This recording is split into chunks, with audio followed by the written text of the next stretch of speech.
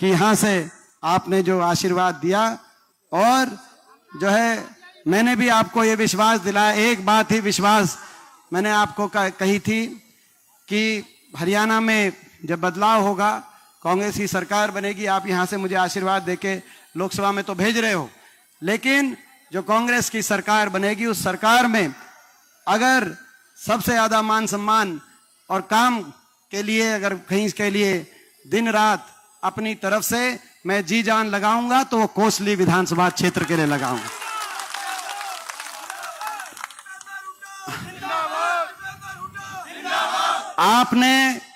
आपने अपने इस बच्चे की बात को रखा है और मैं आपकी बात को रखूंगा, मैं पीछे नहीं हटूंगा।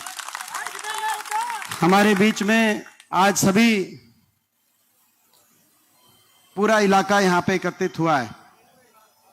सबसे पहले तो प्रदेश में जो हालात हैं, मैं दो शब्द उस बारे में मैं जरूर कहूं।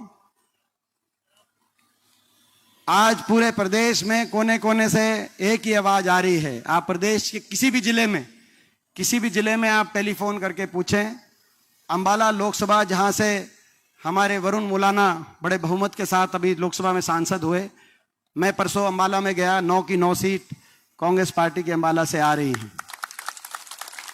कल मैं हिसार गया था जहां से जयप्रकाश जी बड़े बहुमत से सांसद बने हैं, और मैं सिरसा गया था जहां से शैलजा जी बहुत बड़े बहुमत के साथ, वहां से लोगों ने उनको आशीर्वाद दिया। सिरसा की, हिसार की सारी सीट कांग्रेस पार्टी की आ रही हैं। और गुड़गांव में जैसे कह रहे थे जगदीश जी, गुड़गांव में भी जहां हमें लगता था कि गुड़गांव चाहे जीएल शर्मा जी यहां बैठे हैं, चाहे वो गुड़गांव शहर की सीट हो, मोहित ग्रोवर जहां से लड़ रहे हैं, और चाहे बादशाहपुर की सीट हो, वर्धन यादव मेरे भाई जहां से लड़ रहे हैं, ये रिपोर्ट कार्ड इनकी हम नहीं दे रहे। कल गृह मंत्री जी आए थे, प्रधानमंत्री जी उससे पहले एक दिन पहले आए थे। ये आप ही की सरकार द्वारा संसद में प्रकाशित रिपोर्ट कार्ड इस सरकार का है कि देश के 28 राज्यों में सबसे ज्यादा बेरोजगारी आज हरियाणा में 10 साल की आपकी सरकार के बाद है। ये संसद में आपने जो जवाब दिया है, तो आज दुख होता है दिल्ली के 3 तरफ बसा हरियाणा, नौजवान के भविष्य को बेरोजगारी की गर्त में इस सरकार ने धकेल दिया। पक्की नौकरी, बीजेपी ने 10 साल में पक्की नौकरी खा गए कि नहीं खा गए बीजेपी वाले? पक्की नौकरी, कच्ची नौकरी की राजधानी बना दिया देश की हरियाणा को। हरियाणा में 2 लाख सरकारी पद समाप्त कर दिए, बाकी 1.5 लाख बच्चों को कौशल निगम के माध्यम से कच्ची नौकरी, बिना आरक्षण के, बिना मेरिट के और बिना पेंशन के, क्योंकि सरकारी ठेकेदार बन गई कच्ची नौकरी। कितना बड़ा शोषण हमारे बच्चों के साथ हुआ। 1.5 लाख बच्चों को कच्ची नौकरी, 2 लाख पद समाप्त कर दिए सरकारी। यहां तक कि फौज की पक्की भर्ती भी आपने कच्ची भर्ती में, अग्निवीर की भर्ती में परिवर्तित करने का काम किया। ये 2 फौजी आए हुए हैं, ये मैंने कहा था, इनको आश्वासन दिया था कि आपकी बात हम उठाएंगे। ये अग्निवीर के खिलाफ ये 2 फौजी जो है, इनमें से एक जो है सर्जिकल स्ट्राइक में भी थे, लेकिन अभी एक ऑपरेशन में भी थे, लेकिन उसके बाद भाई ये जो है अग्निवीर योजना के खिलाफ अपनी यात्रा पे, एक इनमें महाराष्ट्र से हैं और दूसरे उत्तर प्रदेश से हैं। तो हम इनका आपकी आवाज अब उठा दी, आपकी आवाज, आपकी लड़ाई लड़ रहे हैं। अग्निवीर योजना हरियाणा में जब कांग्रेस की सरकार बनेगी तो केंद्र पहली कैबिनेट मीटिंग में प्रस्ताव भेजेंगे केंद्र से, और केंद्र से लड़ना पड़ेगा तो लड़ भिड़ लेंगे। अग्निवीर जाएगी और फौज की पक्की भर्ती दोबारा से आएगी। ये लड़ाई आपकी लड़ेंगे। आगे बात, आगे देखो आपकी बात कितनी अच्छी तरीका उठा ली आप। नहीं, आप प्लीज देखो, एक के सारे आदमी बोलना चाहते हैं, इसके बाद आपसे अलग से बात कर लेंगे।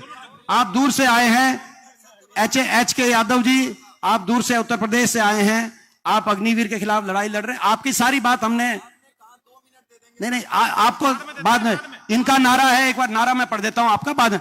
इनका नारा है, उत्तर प्रदेश से आए एच के यादव जी, इनका नारा है, नहीं ऐसे नहीं, इनका नारा है, अग्निवीर हटाओ, भारतीय सेना बचाओ, नौकरी नहीं देश बचाना है। तो इनके ये नारे के साथ आए हैं, तो इनके हम नारे का समर्थन करते। और इनका भी नारा है, इनका भी नारा है कि भाई ये इनका काफी लंबा चौड़ा नारा है, तो भाई ये सड़कों पूरा अपना जो है ये ऑपरेशन में थे, पाकिस्तान के खिलाफ ऑपरेशन में थे। ये अपना क्या नाम है, चंदू चौहान जी पाकिस्तान के खिलाफ ऑपरेशन में थे, लेकिन ये इनको रिलीव करके आप समझ सकते हो कि आज कितना आप प्लीज आगे बात आपकी आगे बात भाई, इसके बाद आपसे दोबारा बात कर लेंगे। एक बार ये बाकी बात भी हल्के की हो जाए। भाई अग्निवीर योजना के खिलाफ लड़ाई लड़ेंगे। भाई एक बार सुन लो एच के यादव जी और चौहान साहब, आप पूरा भाई हम हाथ खड़े करके समर्थन देते हैं। भाई अग्निवीर योजना पक्की भर्ती हो, आपको समर्थन। मीडिया साहब बिक चुकी है, हिंदुस्तान को बचाने की लड़ाई है, नया भारत नहीं नपुंसक भारत बनाया जा रहा है। चलो आगे ये देश, भाई आप बैठ जाओ, ये देश की मीडिया के बारे में बोल रहे थे, मगर कोई बात अभी आगे आपकी बात। तो आज हरियाणा के नौजवान को बेरोजगारी की गर्त में धकेलने वाली ये सरकार, और आज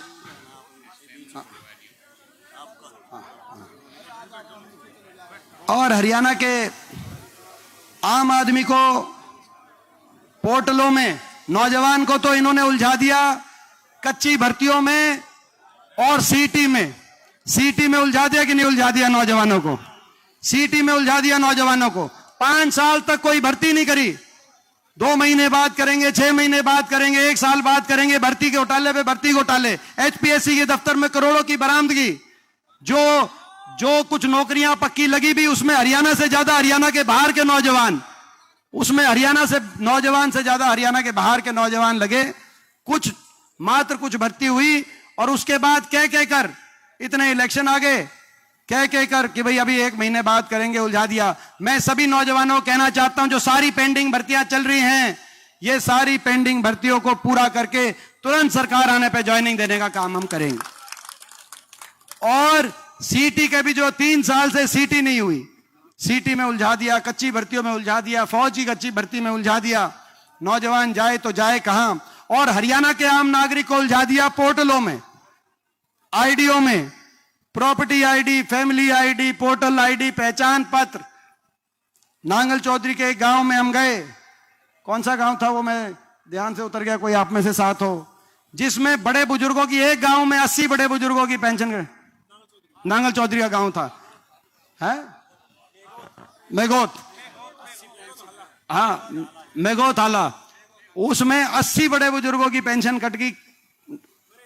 और उसमें मृतक उनको दिखा दिया। तो वो जब वहां पे हम गए, तो जैसे हरियाणा का मजाक चलता है, तो उन सारे बड़े बुजुर्गों ने बताया कि हमें बताओ जी, हम मृतक घोषित हो गए। हाँ, उन्होंने यही कहा, बोले पितर बैठे हैं सारे। तो ये स्थिति, अपने कागज ठीक कराओ, चक्कर काटो, अपने कागज ठीक कराने के लिए चक्कर काटो, अफसरों के चक्कर काटो, ये व्यवस्था भी बदलेंगे। आम आदमियों को अपनी सुविधाओं के लिए आज अफसरों के और दफ्तरों के जो चक्कर काटने पड़ रहे हैं, ये व्यवस्था पूरी तरीके से बदल के अफसरों को हर सुविधा पहुंचाने के लिए, पेंशन पहुंचाने के लिए, मुआवजा पहुंचाने के लिए, हर सुविधा पहुंचाने के लिए हर आदमी के दरवाजे पे चक्कर काटने पड़ेंगे अफसरों को। ऐसी व्यवस्था बनवाने का काम।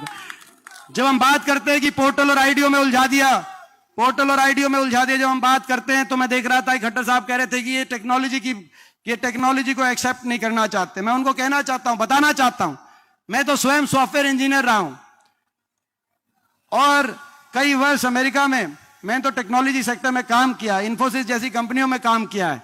ये सारे जो इस तरह के सॉफ्टवेयर सिस्टम्स हैं, इसको बनाने में मैंने अपना योगदान दिया है।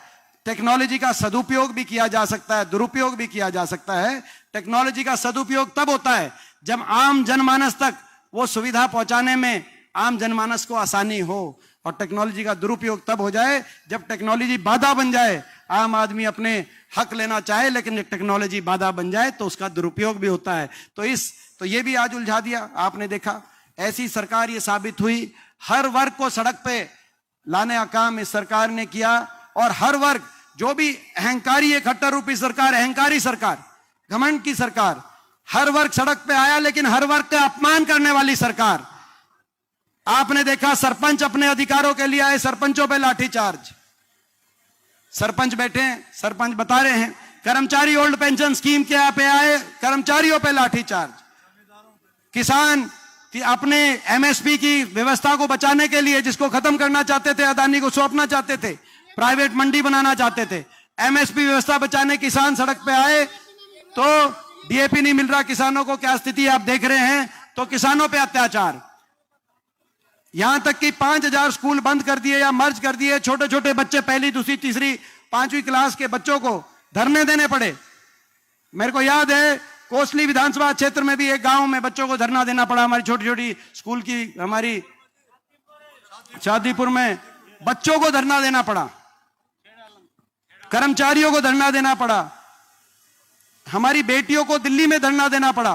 कई कई हमारी 6 मेडल विजेता बेटियों को दिल्ली में 6 महीने तक एफआईआर ही दर्ज नहीं हुई है आज सुबह। और यहां तक कि अहीर रेजिमेंट की मांग को लेकर जब हमारे नौजवान बैठे थे तो इस खट्टर रूपी बीजेपी सरकार ने उन पे पुलिस की कार्रवाई कराने का काम उन पे किया। ये भी आज हम संकल्प लेते हैं, पहली के जब हम हरियाणा में सरकार बनेगी, अग्निवीर वापस लो और पक्की भर्ती शुरू करो के प्रस्ताव के साथ साथ अहीर रेजिमेंट की गठन का प्रस्ताव भी कर हम केंद्र सरकार को भेजने का काम करेंगे। मगर ये सरकार का कैसा रवैया रहा आपने देखा। हर वर्ग, जो वर्ग भी अपनी मांग को लेकर आया उससे बातचीत की जा सकती थी, उसका मान सम्मान करके समाधान करना का प्रयास किया जा सकता था। 10 साल कांग्रेस की भी सरकार रही थी, किसी वर्ग को सड़क पे आके आंदोलन करने की जरूरत नहीं रही थी। लेकिन इस खट्टर रूपी भाजपा सरकार ने किसी को जो है नहीं बख्शा, सबको सड़क पे आना पड़ा और सबका अपमान करने में 7वें आसमान पे। और घमंड तो इतना इनका 7वें आसमान पे पहुंच गया इस सरकार का कि लोकसभा चुनाव आते आते कहने लगे बाबा साहब भीमराव अंबेडकर जी के संविधान को हम खत्म करेंगे। 400 पार का नारा दिया, लेकिन जब 400 पार का नारा, देश की जनता को मैं का धन्यवाद करता हूं, 400 पार का नारे को लोगों ने ध्वस्त कर दिया। अल्पमत की सरकार बनी, केंद्र की सरकार अल्पमत की सरकार है। जैसे खट्टर सरकार अल्पमत में बनी थी 2019 में, 75 पार के नारे के बाद, इतनी बड़ी हवा के बाद भी 40 से ज्यादा सीट नहीं आई थी, आपको याद होगा। अल्पमत की सरकार थी।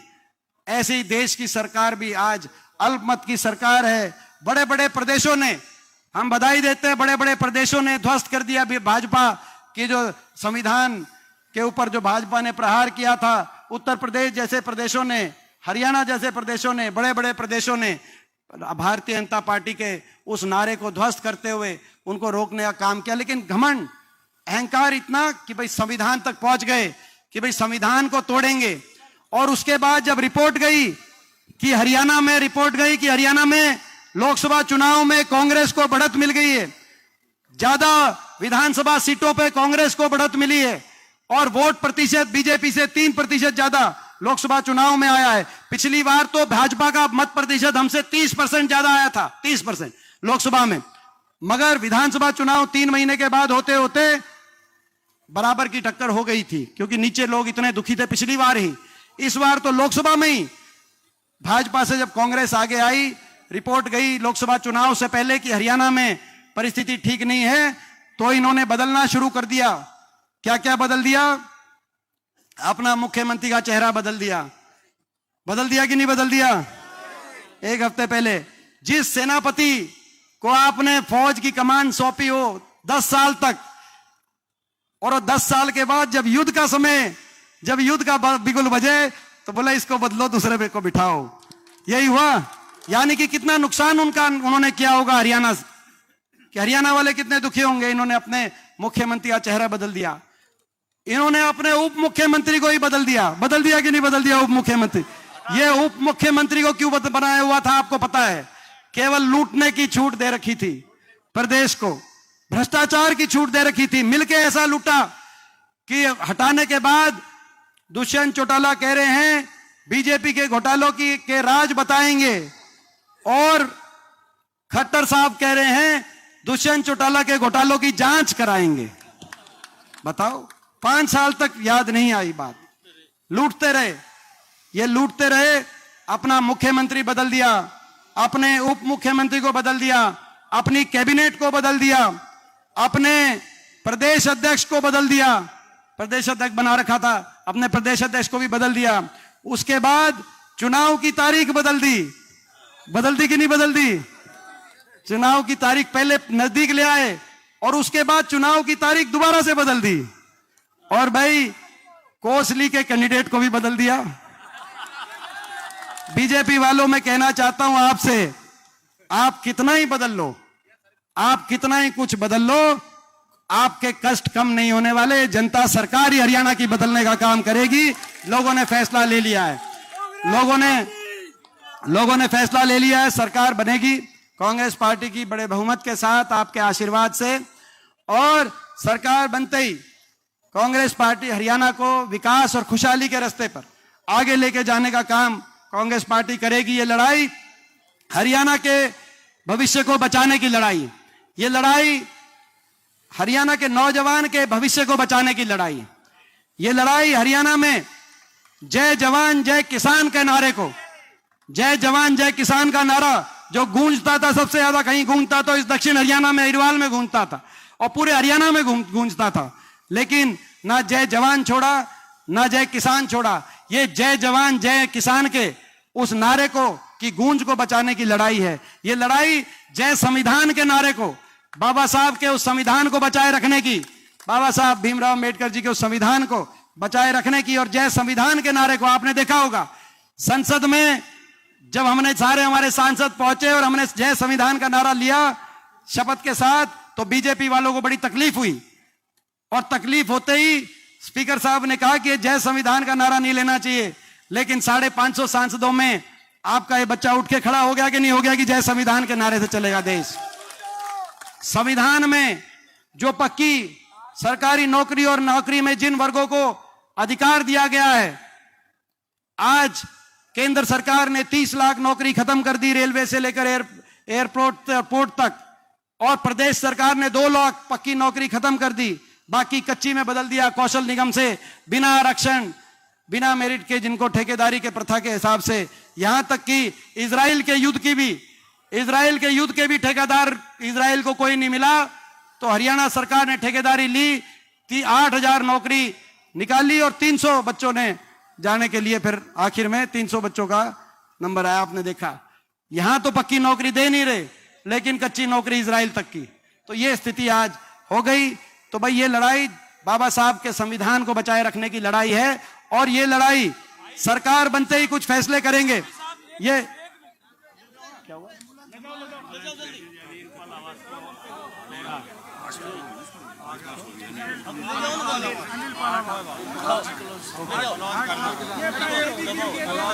एक बार रास्ता बनाओ जल्दी से। ठीक है, थोड़ा सा घबराहट सी होगी थी, ठीक है घबराहट सी होगी, लेकिन फिर भी जल्दी से जल्दी आप ले जाओ, पानी होने करके। ठीक, तो भाई ये और हरियाणा में सरकार बनते ही कुछ फैसले करेंगे सबसे पहली कलम से। और आज मैं आपको एक नया फैसला भी बताऊंगा जो आज राहुल गांधी जी ने, खड़गे जी ने आज दिल्ली से जो घोषणा करी है, एक नया फैसला भी बताएंगे। पहले तो बाकी फैसले तो आपको पता ही, लोकसभा से पहले आपको बता दिए थे। सबसे पहली कलम से बड़े बुजुर्गों की देश में सर्वाधिक 6,000 बुढ़ापा पेंशन करने का हम काम करेंगे।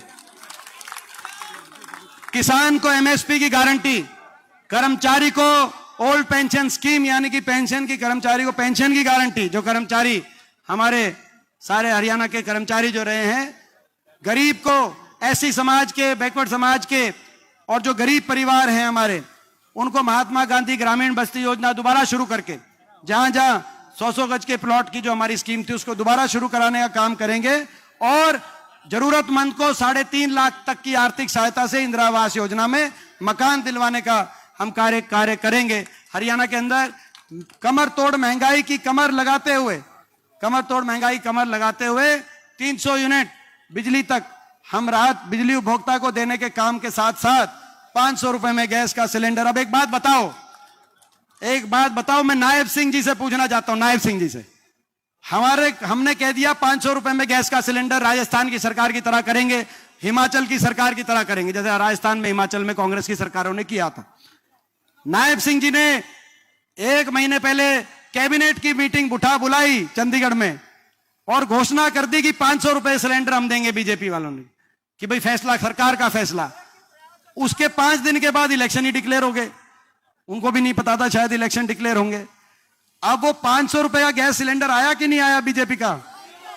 अब बीजेपी वालों, अगर ये बीजेपी वाले कहते थे कि ये 1100 ही ठीक था, सब्सिडी देनी चाहिए, 1300 ठीक था, अगर वो ठीक था तो आपने फैसला क्यों किया? और आपका फैसला ठीक था तो 10 साल तक 1000 रुपए सिलेंडर पे रोटी क्यों पुआई? ठीक बात है ना? तो उसके बाद तो यानी कि जब बाकी प्रदेश कर सकते तो गरीब महंगाई का कवच भी। और आज एक और फैसला जो हमारी कांग्रेस पार्टी ने किया, दिल्ली से खड़गे जी ने, राहुल जी ने और उदय भान जी ने, हुड्डा साहब ने, कि भाई हमारी महिलाओं के लिए जैसा कि कर्नाटक की कांग्रेस की सरकार, तेलंगाना की कांग्रेस की सरकार और हिमाचल की कांग्रेस की सरकार के तर्ज पर हमारी माताओं और बहनों को महालक्ष्मी योजना के माध्यम से 2000 रुपए प्रति माह के महालक्ष्मी योजना के अपनी माताओं और बहनों के लिए हम ये लागू करने का काम करेंगे, ताकि माताओं और बहनों, घर की माता बहन को अपनी जो है कुछ उनको भी एक आर्थिक स्वतंत्रता मिले। तो ये कांग्रेस पार्टी की सोच है।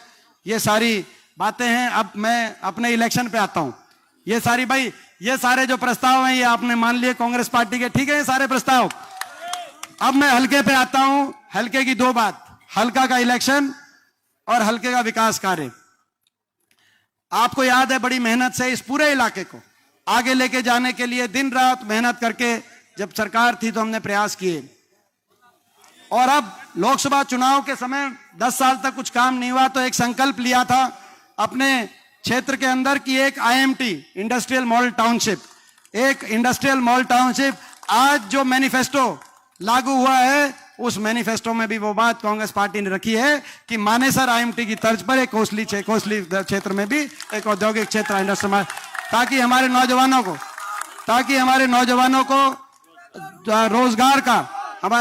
को रोजगार का अवसर मिले।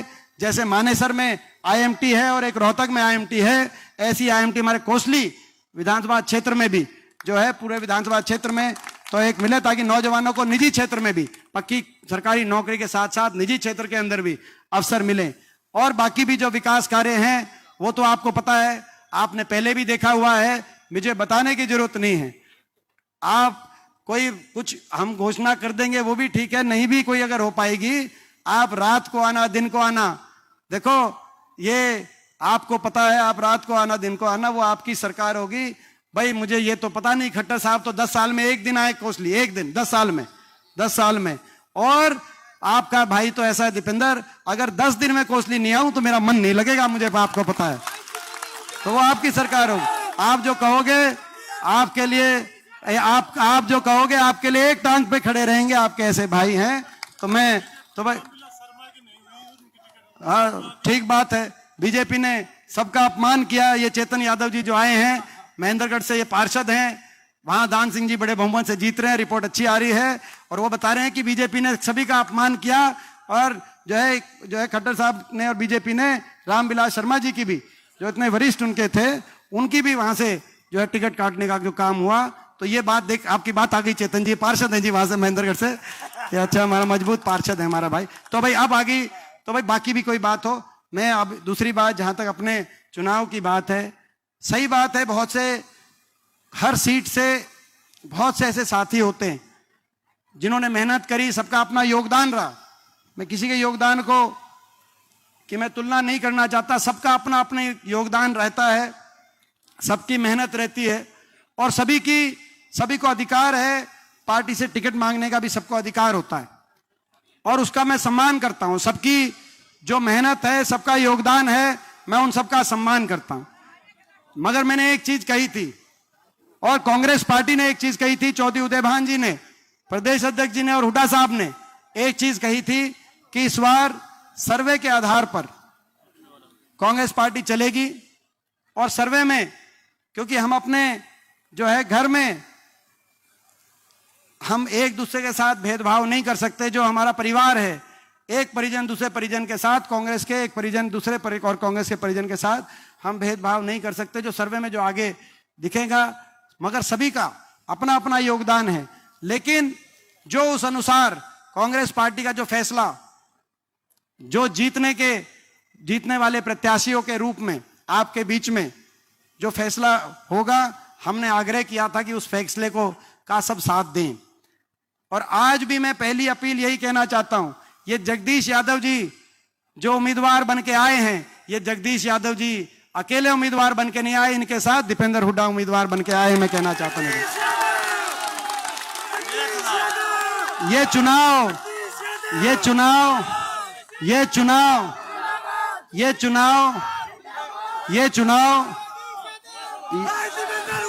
यार सरपंच साहब रुक जाए यार 2 मिनट, ये कोई बात, ये चुनाव जगदीश जी का तो है ही, ये चुनाव कांग्रेस पार्टी का तो है ही, लेकिन ये मेरा भी चुनाव है। मैं आज आपके बीच में कहना और मैं आज भी मैं अपील करना चाहता हूं, हो सकता है जब स्वाभाविक है, जब एक टिकट का जब फैसला हो जाए तो कुछ साथी ऐसे हो सकते हैं जिनको भावुक हो, जिनको एकदम से, लेकिन अब मैं उन सभी साथियों से अपील करना चाहता हूं कि अब आप सबका साथ आने का समय आ गया है। आप आओ, ये आने वाली सरकार में हम आपको भी पूरा मान सम्मान देंगे, जो साथी आएगा साथ पूरा मान सम्मान देंगे, आप सबको उचित स्थान मिलेगा। मगर आप नहीं आओगे तो बाद में आप मेरे पास मत आना, मैं ये भी कहना चाहता हूं। ये देखो, मैं सभी अपने साथियों से, आप सबका जो है दर्द मेरे दिल में है, आप सब आइए साथ, आपका पूरा मान सम्मान मेरी जिम्मेदारी होगी, आपका जगदीश जी की जिम्मेदारी होगी, आपके मान सम्मान का पूरा ध्यान मैं स्वयं रखूंगा सरकार में। कोई काम कि किसी के काम की, मान सम्मान की, स्थान की, क्योंकि सबका संघर्ष मुझे पता है और मैं सबका इसीलिए पूरा मैं ध्यान और पूरा ख्याल रखूंगा। लेकिन अगर आप हमारा ख्याल नहीं रखोगे तो कल को आप मेरे पास आके मत कहना कि हमारा ख्याल रखो। तो ये आज है, इस संदेश को लेकर मैं समझता हूं कि तो भाई आप सब, मैं पूछना चाहता हूं कोसली, मैं तो कोसली से कहना चाहता हूं, कोसली विधानसभा क्षेत्र से, भाई जीवन, आदमी के कितने जीवन होते हैं? एक होता है। अपने जीवन में कितने बचपन होते हैं? एक होता है। कितनी जवानी होती है? भाई मेरी जन्मभूमि तो सांगी गांव हो सकता है, लेकिन जिस क्षेत्र में जब हुड्डा साहब ने 91 में चुनाव लड़ा था, तब मैं 11-12 साल का था, तब पहली बार मैं आया था, मेरी ड्यूटी यहां लगी थी।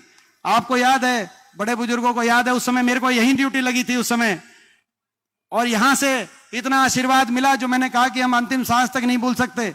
91 के लोकसभा चुनाव में, 96 के लोकसभा चुनाव में, 98 के लोकसभा चुनाव में, 2004 के चुनाव में, 2005 के चुनाव में, और लगभग आपने कोसली विधानसभा क्षेत्र में हमारे, और मैं दादाजी की बात करूं, दादाजी ने जो 3 चुनाव लड़े लोकसभा के, हमारे परिवार ने 14 चुनाव लड़े, 12 में कोसली विधानसभा क्षेत्र में, और जिसमें 2024 के चुनाव में भी यहां से बढ़त मिली। और मेरा तो भाई देखो, एक जीवन होता है, मेरा एक बचपन था वो भी यहीं बीता, मेरी एक जवानी थी वो भी यहीं बीती, दूसरा तो भाई देखो, दूसरा तो बचपन, दूसरी जवानी तो आ नहीं सके। मेरा तो यही कह सकता हूं कि मेरी सांगी गांव मेरी जन्मभूमि है, तो ये कोसली और ये दक्षिण हरियाणा मेरी कर्म भूमि है, और मैं अपने कर्म भूमि के लिए, और तो भाई ये भी कोई दो राय नहीं है। ऐसे ही अब मैं कैंडिडेट पे आऊं तो देखो, तो ये भाई मैं अब कैंडिडेट पे आता हूं। ये जगदीश जी, इनको भी लड़ाई लड़ते लड़ते, संघर्ष करते करते बहुत लंबा समय हो गया, ये बहुत लंबा समय हो गया। पिछली बार बीजेपी ने भी इनके साथ अन्याय कर दिया था, पिछली बार कर दिया था कि नहीं कर दिया था? पिछली बार इनको भी बड़ी महसूस हुई बात, इनको भी बड़ी महसूस हुई बात कि जी, और मैं समझता हूं कि भाई अब मैं आपसे कहना चाहता हूं, इनका भी संघर्ष बहुत लंबा हो गया। ऐसा लंबा संघर्ष कोई कर पाता है, नहीं तो बीच में लगता है कि भाई अगर कहीं निराशा हाथ लगती है तो कोई अपना कारोबार संभाल लेता है, कोई दूसरी कहीं चला जाता है, मगर इन्होंने ना आपको छोड़ा, ना इलाके को छोड़ा, ना अपने रास्ते को छोड़ा, ना अपने संघर्ष पथ को छोड़ा। भाई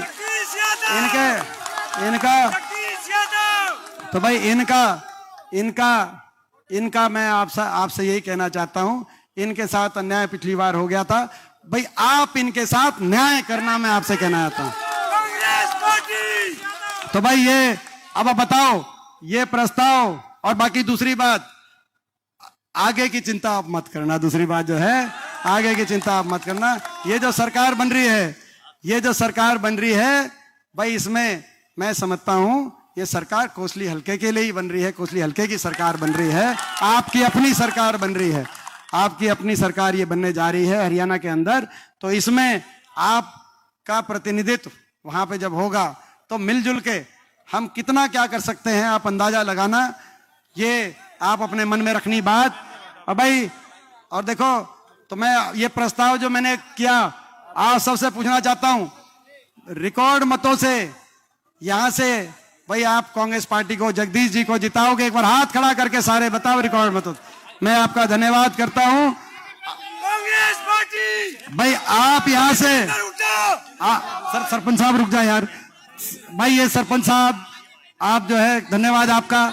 मेरे ख्याल मेरा कान का पर्दा तो इसके बाद बचेगा कि नहीं बचेगा पता नहीं। तो भाई रिकॉर्ड मतों से आप जिता दो कोसली के लिए, कोसली के विकास के लिए और कोसली के नौजवानों के लिए। सारे रिकॉर्ड हम तोड़ देंगे, ये मैं विश्वास दिलाता हूं।